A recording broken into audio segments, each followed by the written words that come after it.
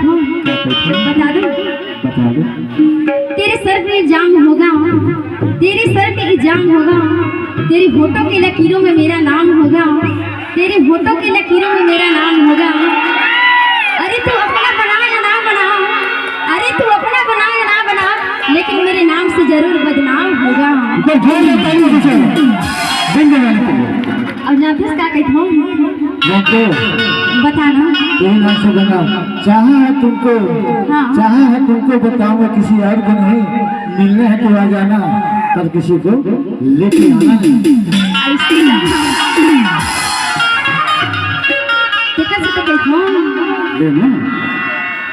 माया हो गिरी तोरे संग, माया हो गिरा, ओठ लगाई दी आँख में टिकाई, आँख में आके राजा ऐसे मुझे मुझाई। कैसी संगवारी मजा आता है? एक बार जोरदार ताली बजा दो। माया हो गिरी, माया हो गिरा, माया हो गिरा राजा, माया हो गिरा, ओठ लगाई आँख में टिकाई, आँख में आके राजा ऐसे मुझाई। नैना लड़के नैना लड़के माया हो गिरा, माया हो गिरा।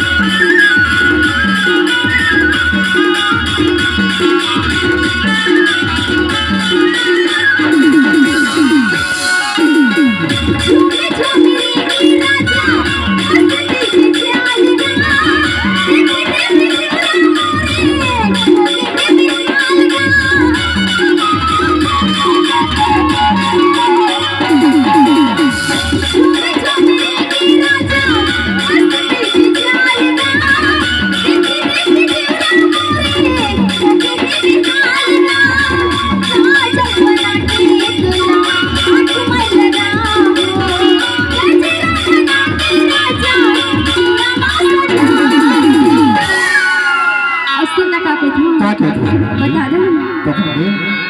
चाहा है तुझको चाहूंगी हरदम, मर के